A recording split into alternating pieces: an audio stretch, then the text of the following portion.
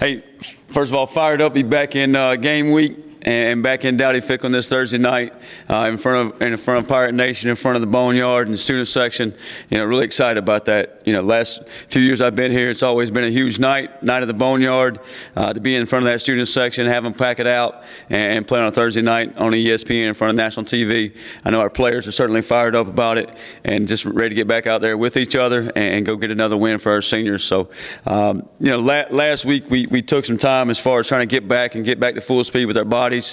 We still did some mental days, weight room, film room, walkthroughs, practice last week. But last Friday kind of really started game week for us. It was our Sunday. This past Sunday was our Tuesday. Today's our Wednesday. So as we go through the game week, the days get kind of a little backwards for us as coaches and players of what day it really is of the week. But we're certainly looking forward to Thursday night in Dowdy-Ficklin and being back with Pirate Nation and trying to get another win for these seniors.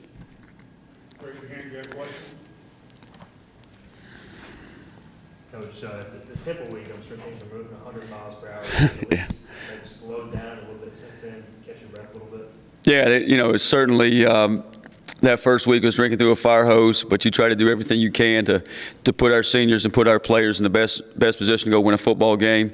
And our players have been awesome. The young men in our locker room have been fantastic. Just the way they've attacked this thing, attacked it for each other, sticking together, and everything you ask them to do. Hey, go play with energy. They go play with energy. Go play for each other. Go play for each other, and go work your tail off. And they've done that. And the older guys taking a lot of pride and a lot of leadership and making sure that happens.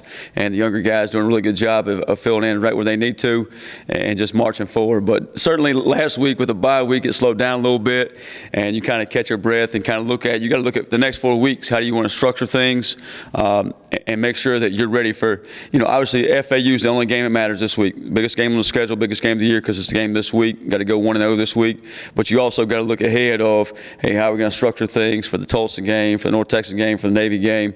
All of it being different weeks. 2 Thursday night games, and then you got 9 days for going back to Texas, back out to the west there for another road game, and then a Friday game with Navy. So you got to start planning ahead of how you want to do those things, how you want to get your football team prepared, and what gives us the best chance to win each and every week. And although all that's going on, you got to make sure everybody in the building is only focused on the day. Our mission, our goals, our values haven't changed from what it was, 10 days ago, whatever it was. You got to win today. You got to keep looking forward. You can't worry about what's down the road. You got to focus on today, each and every day, and we'll do that leading up to FAU. Coach, I know you talked about changes to the practices that you've had. I noticed there's less periods. You guys are kind of practicing a more condensed schedule. How does that help the players fresh as the season goes on? Yeah, thanks. We, the big thing we focus on in practice is no wasted time. Have urgency in between transition from period to period. Yeah, there might be one last period in there every now and then, but that's really about the time of year we're in. We're not running a whole lot of installing new defenses or installing new offenses, something like that. It's really repeating, but just make sure we're clean, make sure we're ready to go, and then make sure our guys are fresh mentally and physically for Thursday night. So that's kind of been the big focus. Even though there might be a period of a practice here and there, it's still, hey, we got to do what we do. It's not what we do, but how we do it, and keep going forward there about our mission, about our goals. Talking about the bye week and your Thursday night game and the crazy schedule, does having 2 back-to-back Thursday night games kind of help you keep a little bit of routine? It does. So obviously we had 12 days to get ready for this one, and we're obviously still preparing. But once you get on that one Thursday night, you got 7 days for the next one. It kind of helps you get in a little routine, at least for a week. It may not be for very long, but you get in a game week routine for a week, and then after that it'll be 9 days for North Texas. Then it'll be 6 days for Navy. It's what it is. Our guys are just excited to go play and get back out there together and play for each other and go try to get a win for the seniors and try to get ourselves to a bowl game eventually. Obviously, it's one game at a time, one day at a time, but that's the focus. Coach, what did you find was the hardest thing about game day in a different role you were in? Yeah, thanks, Brian. You know, there's a lot of exciting things down there. Like you're out of the box, you're on the sideline for the first time in a while. You know, my main goal was make sure I didn't get ran over. I didn't want to take on anybody down there. But you know, I caught myself celebrating a few times when I should have been down there holding up one for extra point, whatever it may be. But hey, as long as I told the team, as long as we keep having plays, making plays to go celebrate, everything will work out. But it was good, and you know, it took everybody. It took our players doing what they did, took our coaches, our staff, kind of pitching in and getting this thing done together, you know, and that makes my job easy of what I have to do on game day or what I have the privilege to do for our football team and for Pirate Nation. But just really enjoyed it, and we're going to continue to do that every single day. You're facing a very mobile quarterback, one you saw last year. This Yeah. is a guy who likes to get down very, very late. Has there been any talk to? I think you guys might have even got one penalty last year, but I know you drew him last year, he's drawing them all this year. Is there any extra talk to pull him back? You know, I was just telling our coaches this. Last year we went to this game, I wasn't really worried about him scrambling around as much, and we didn't have all these spy calls, or we weren't worried about this pressure or that pressure. And now that's all you think about. Hey, how, you know, you got to keep one in the pocket. He scrambles around, he can hurt you, he can get downhill. And like you mentioned, he does slide late. I haven't seen as many personal fouls on the film this year as what you saw when he was at Marshall, but you certainly got to be conscientious of that. And officials, I think, are doing a better job of, you know, they're protecting quarterbacks, but at the same time, he slides late. It's still a football play in the act, so we got to be smart about that, and we got to be smart about scramble drills, scramble rules, and how we play the game there. But he's certainly a threat. I think one of their best football players on offense for sure.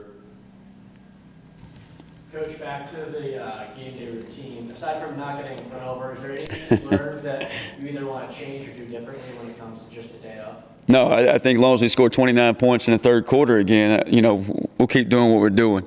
I just really love the energy from our players that they had and kind of celebrating for each other. You know, I did talk to them this morning about, hey, we got to make sure we're celebrating on the sideline. We got to get to the sideline do that, not on the field. I think we got a sideline warning just for, you know, we scored and had a little celebration, guys running on the field a little bit. So we got to do a better job with that. But, hey, if we're making plays and scoring touchdowns and getting off the field on third down, and you know, doing a lot of positive things to win the football game, then you know, that energy is encouraged, and that's, you know, starts with me. I got to be that way and celebrate everything. And so I told our players, hey, we get a first down, we're going to celebrate it. We get a stop, we're going to celebrate it, and I got to do that as well. And if I'll do that, Coach Baker will do that, all our coaches will do that. It'll feed into our players, and we certainly saw that against Temple, and we got to carry that into FAU. Can't be a drop-off. We got to make sure we have that same energy, that same mindset, and that starts every single day in practice. That's not something we're going to show up on Thursday night and hope to have. That's something we're going to practice. That's something we're going to go about our business every single day, and then building all the way up to game time at 8 o'clock on Thursday night, which is way past my bedtime. Can you sense an extra boost of energy and confidence from the guys with it being a primetime game on Thursday night? I think just not only, hey, it's a chance to be on ESPN, hey, in the Boneyard, in Dowdy Ficklin on a Thursday night, but just a chance to go play again with each other and play for each other. You know, they're excited about that. You know, when you walk in the building, you see them smiling and beat bopping around and ready to go. Those young men in that building, they keep me like energized as well. So I think it's kind of feeding off each other right now. But certainly they know it's a big ball game, and they're ready to just go out there and have fun again. And that's, you know, we talked about it early on, like, hey, no pressure on this thing. Let's go let it ride. Let's go out there and turn it loose, and we certainly saw that against Temple. We got to go repeat that again. We got some things we got to certainly clean up that we did against Temple, but if we'll go attack it in the right manner, I got no doubt that we're cleaning those things up in practice, and we got a good chance to go, you know, put the type of game on, performance on Thursday night that we want to play, and be the type of team we want to play. It's certainly a good FAU football team. I think they're better than, you know, obviously their record. Coach Herman, I have the utmost respect for those guys down there and his coaching staff and what they've been able to do down there. You see those guys run sideline to sideline, whether it's offense, defense, special teams. I keep telling our guys, hey, they got a great program. We have utmost respect for them, but we got to take care of us, you know, each and every day, and winning every day with ourselves, attacking practice, attacking academics, attacking meetings, whatever it may be. So we got to focus on ourselves. Coach, you've of course been a part of a few Thursday night games here at Dowdy Ficklin. Just what makes the atmosphere so special for an 8 o'clock kickoff during the weekend? You know, I think for our players, it's those black uniforms. They get to break those out. you know, you're in Dowdy on a night game. The atmosphere of the student body and packing the boneyard out and just the energy Pirate Nation brings is pretty special. And there's, you know, I always say this, like, the passion that Pirate Nation brings at each and every game day and the way this fan base just supports this football team has been awesome, and excited for those, you know, to see them show up again this Thursday night for this football team and for these seniors, and see if we can get one more. So just excited about that, and being back in Dowdy this is always special on Thursday night.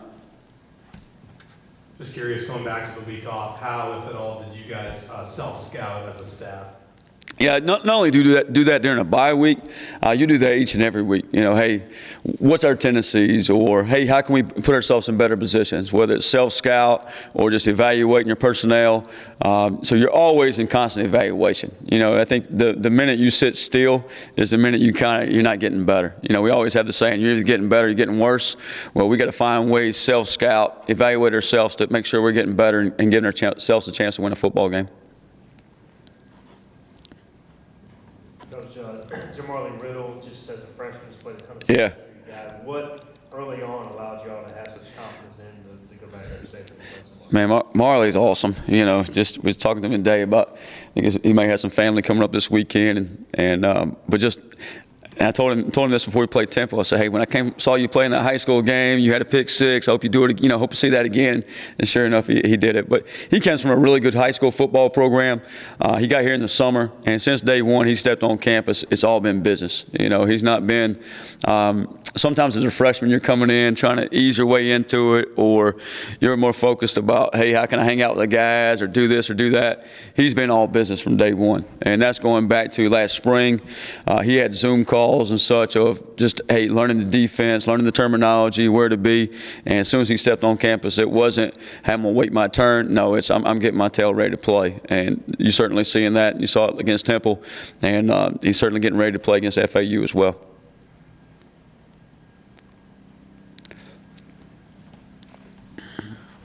We need more microphones. I want to ask you about that. Yeah, what do you call the third down package where Shane's out there? Jackson Barker. Kind of walk us through the invention of that. Well, I keep joking around with Jackson Barker and Shane Perry and the Holmes brothers that we're going to start calling those guys the old school Oakland A's Bash brothers. They have no clue who McGuire and Canseco is and all those guys, but I'm going to put a picture up at the team meeting to show them one day, you know, the Bash brothers. But that's our Predator package. That's our third down Predator package. We've been working that all season, and just, you know, at times we brought it out a few times, but you know, sometimes some weeks we take it in, some weeks we don't. But those guys did a great job against Temple, getting out there and changing things up and giving them different looks, and you know, flying around, get some fresh bodies on the field. Just had the opportunity to do that, so really proud of those guys and getting that package on the field. And I think anytime, you know, offensively, defensively, we can find ways to get more guys involved. You're going to have guys playing their tails off for each other. Get fresh bodies on the field, and it kind of just, everything stays together. Everything kind of, you know, is the focus there. And as I said, like, our focus, we keep saying, hey, we want to tee off on FAU together with effort and with energy. And that's really what some of that helps you keep things together and keep them tight and all those types of things. Yeah, really there were two major things that kind of went into that. One, it's what I felt was the best thing for our players early in the week.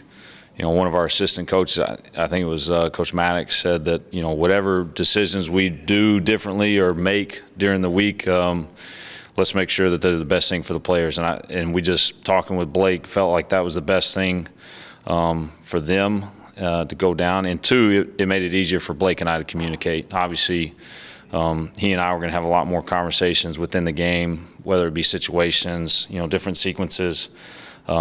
So that was the biggest thing. But for me, the biggest thing was just making sure our players knew, like, man, I'm with them, and I wanted them to know, whether we were down by 50, up by 50, that I was with them. I was there to support them, no matter the outcome of the game.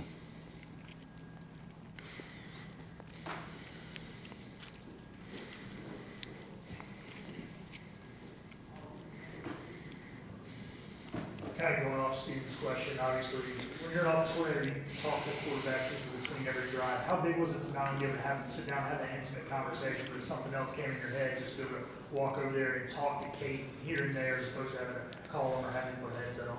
Yep, it's different. You know, you like it to say that it's the same. You know, sitting there having a conversation with them over the phone while you're watching on the iPad, but it's different. It just is. You know, being able to look somebody in the face, look them in the eyes, and have a good gauge of where he's at, how he feels, what he sees. The thing that I probably enjoyed the most was not only getting to do that with him, but if I saw something at another spot, now I can walk 10 feet away and go talk to the receivers or tight ends, whoever it may be. So it was, it wasn't a huge transition. Every practice we have, everything like that, I call it down on the field in those situations. So from that aspect, I didn't feel like it was that different. To me, it was in between series, having the ability to go talk to the different position groups, not only just the quarterbacks. Kind of going off of that, Caton had a pretty big game, throwing 5 different receivers. How would you evaluate him and just how much he's grown since the start?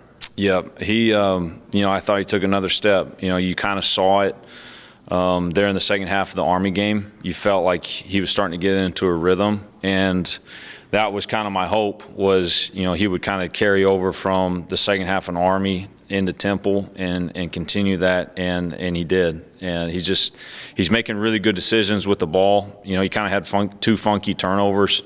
But they weren't really from bad decisions, and those happen in games, and you got to overcome them. But from just the standpoint of being in control of the offense, knowing what we're trying to get accomplished, I'm really pleased with at this point playing 2.5 games really.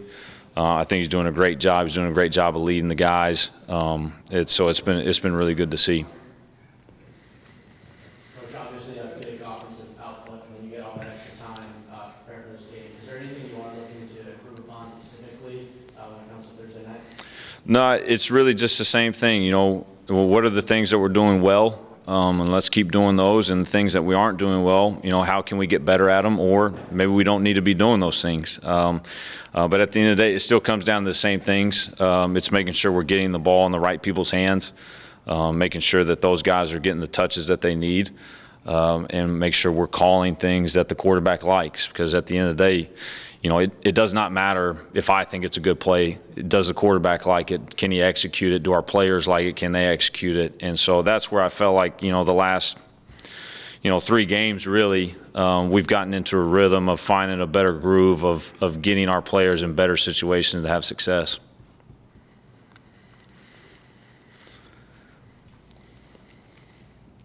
What are some of the things about FAU that stand out on tape?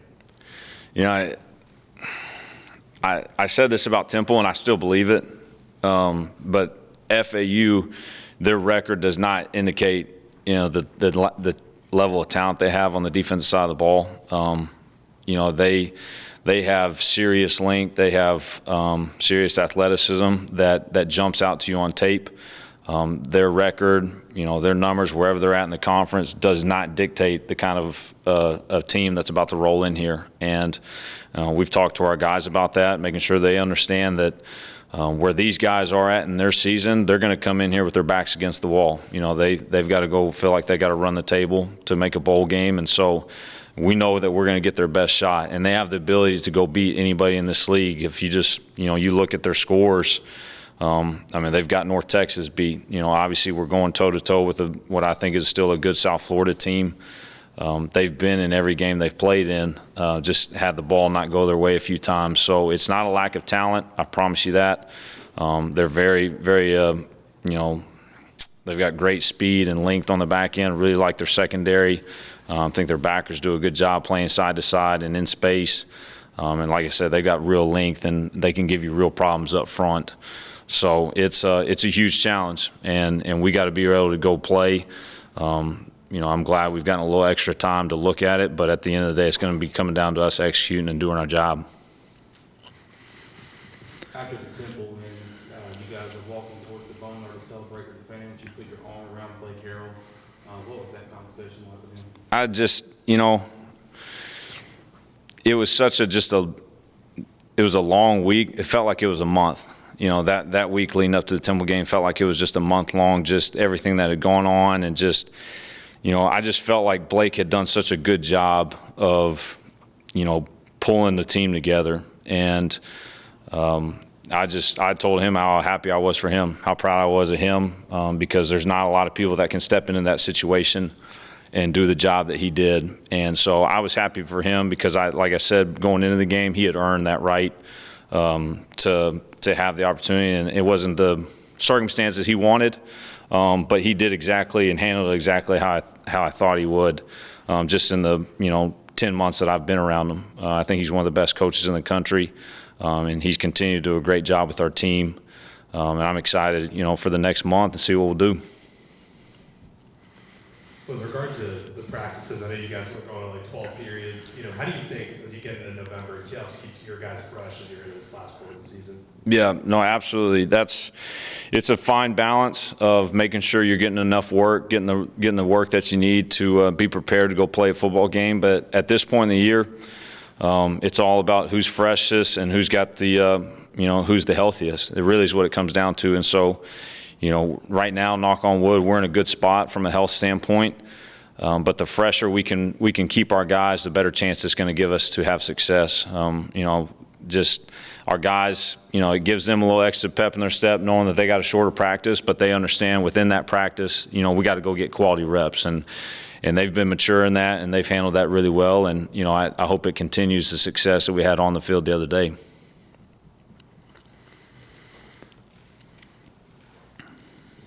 We talked about Tyler Savage earlier today. I know as a former tight ends coach, I'm sure he's meant a lot to you as a senior. What have you seen out of him? And obviously with Casey getting banged up, kind of how he stepped up this season? Yeah, it's the coolest thing to me about Tyler is when we got here in January, Tyler was not somebody that really anybody talked about within the building, outside the building either. It was at the time, it was Shane, it was obviously Casey coming in, it was Javante coming in, it was DeCirio, and Tyler was just kind of this forgotten guy in the room. And as we went through the spring, he was just somebody that just kept showing up, whether it was scrimmage or a practice, he kept making plays, and it continued on in the fall camp, and it's continued on in this season. And it's just really cool when you see a guy like that had a position change a couple of years ago, and he's just kind of come into his own in the position. And when you lose your starter, like you lose Casey, and you have a guy like Tyler step in, and you don't feel like you've skipped a beat or missed anything. And that's no knock on Casey. Casey's still a great player, but that just, the level of trust that we have in Tyler, that, he's not a loud guy. You don't ever hear him. He just works his tail off every single day, and that's all you can ask for. And so I couldn't be happier for Tyler, for the opportunity he's gotten and the opportunity that it's gotten for DeCirio. To get some more touches and some more playing time as well. So, but like I said, I couldn't be happier for Tyler. He's such a great kid. He really embodies what we're trying to do, not only as an offense, but as a team from a culture standpoint.